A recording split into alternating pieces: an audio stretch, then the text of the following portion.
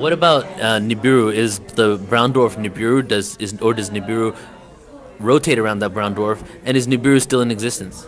Yeah, see, so that's where a lot of the confusion comes. A lot of the people who have been looking for this Nibiru think it's a single rogue planet, but now, due to all the research I've put in, I believe that it's a planet that orbits a brown dwarf star, which would account for some of the descriptions of Nibiru in some of the ancient texts, as well as the Enuma Elish and the Seven Tablets of Creation, and also the Epic of Atrahasis, or the Atrahasis Epic. Those two predate Zechariah Sitchin's work by hundreds of years, and they've been translated for hundreds of years, long before Zechariah Sitchin was even born. But the underlying story is the same with everybody.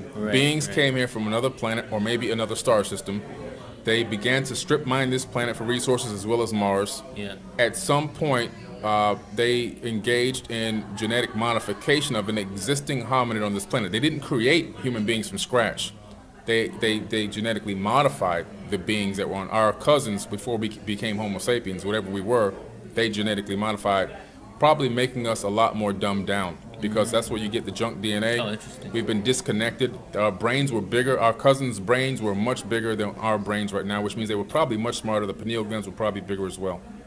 So the story of us being a primitive human and then genetically altered to be a half god, Anunnaki, half primitive, may not be correct, and we may have been actually more sentient and more conscious, and then it actually went the other way around. Absolutely. I truly believe that we were much smarter, much more intelligent, and much more advanced. Not technologically advanced, more spiritually advanced, more in tune with the planet, the Earth, the frequency, the Schumann resonance of the Earth. Our billions of magnetite crystals in our brains were probably being used. We were able to probably navigate the planet, communicate silently, and everything else. May have even had other gifts. But I think that was all disconnected when they turned us into slaves and put a gene in, which has been scientifically discovered now, a gene put into us for worship, as well as chromosome number 2 being taken out and fused together, and 2 telomere caps being put on each end to shorten our lifespans.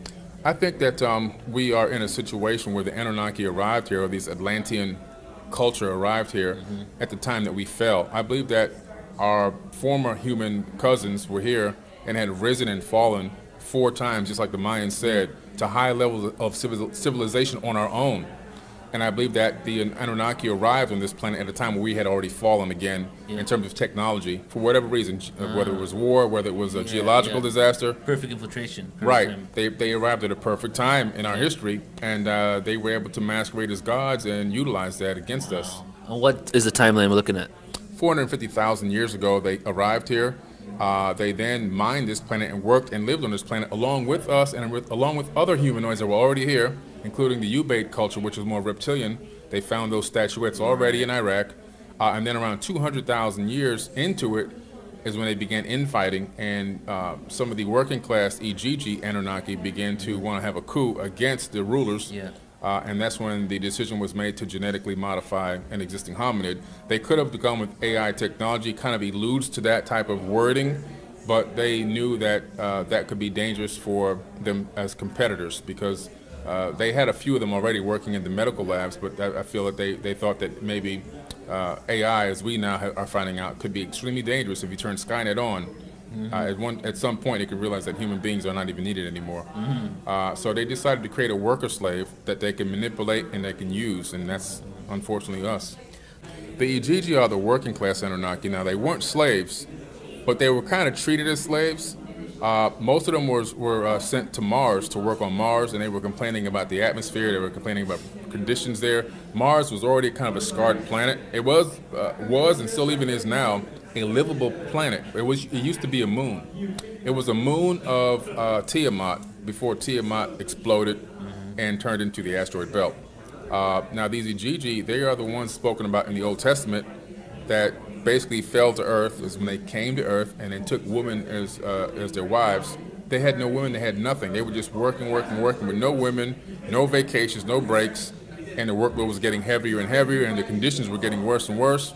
And that's when they decided, we had enough. And so this was a class of people, more like a working class of people that I don't know if they volunteered to come along with the Pantheon, or if they were forced to come, but at some point they got fed up with everything. Were they the same race as the Anunnaki, or a different kind of demigod like Zeus compared to Hercules? I believe that they were a different race. And when you start looking into these tablets, you start to realize that these Anunnaki might have been a multiracial group of beings, not just all from this Nibiru place. Multiple extraterrestrial races. Right, multiple extraterrestrial races. There's even one passage that kind of alludes to one of the Anunnaki marrying somebody from another planet.